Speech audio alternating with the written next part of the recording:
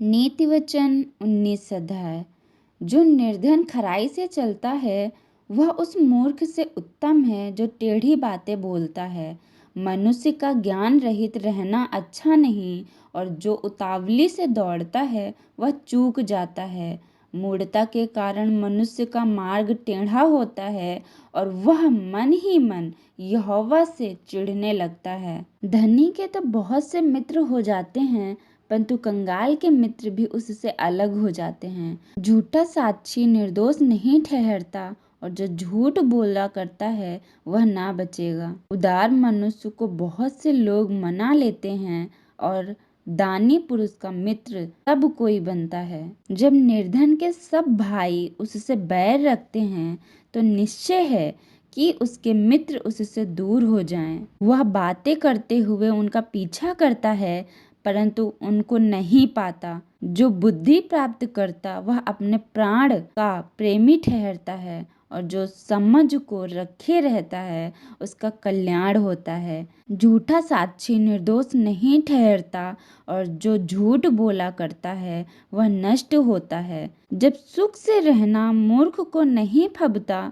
तो हाकिमों पर दास का प्रभुता करना कैसे फबे। जो मनुष्य बुद्धि से चलता है वह विलंब से क्रोध करता है, और अपराध को भुलाना उसको शोभा देता है। राजा का क्रोध सिंह की गर्जन के समान है, परंतु उसकी प्रसन्नता घास पर की ओस के तुल्य होती है। मूर्ख पुत्र पिता के लिए विपत्ति ठहरता है, और पत्नी के झगड़े रगड़े सदा टपकने के समान है। घर और धन पुरखाओं के भाग से, परंतु बुद्धिमती पत्नी यहोवा ही से मिलती है।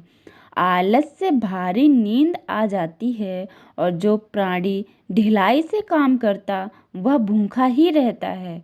जो आज्ञा को मानता वह अपने प्राण की रक्षा करता है, परंतु जो अपने चाल चलन के विषय में निश्चिंत रहता है वह मर जाता है। जो कंगाल पर अनुग्रह करता है वह यहोवा को उधार देता है, और वह अपने इस काम का प्रतिफल पाएगा। जब तक आशा है तो अपने पुत्र की ताड़ना कर, जानबूझकर उसको मार ना डाल। जो बड़ा क्रोधी उसे दंड उठाने दे, क्योंकि यदि तू उसे बचाए तो बारंबार बचाना पड़ेगा। सम्मति को सुन ले और शिक्षा को ग्रहण कर कि तू अनंत काल में बुद्धिमान ठहरे। मनुष्य के मन में बहुत सी कल्पनाएं होती हैं, परंतु जो युक्ति यहोवा करता है वही स्थिर रहती है। मनुष्य कृपा करने के अनुसार चाहने योग्य होता है, और निर्धन जन झूठ बोलने वाले से उत्तम है। यहोवा का भय मानने से जीवन बढ़ता है, और उसका भय मानने वाला ठिकाना पाकर सुखी रहता है। उस पर विपत्ति नहीं पड़ने की आलसी अपना हाथ थाली में डालता है, परंतु अपने मुंह तक कौर नहीं उठाता।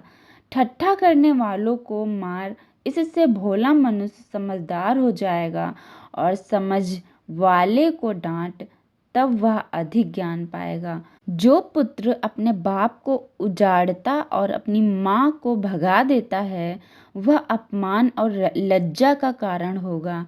हे मेरे पुत्र, यदि तू भटकना चाहता है तो शिक्षा का सुनना छोड़ दे। अधर्मी साक्षी न्याय को ठट्ठों में उड़ाता है, और दुष्ट लोग अनर्थ काम निगल लेते हैं। ठट्ठा करने वालों के लिए दंड ठहराया जाता है, और मूर्खों की पीठ के लिए कोड़े हैं। इन वचनों के सुने जाने पर परमेश्वर आपको आशीष दे। आमीन।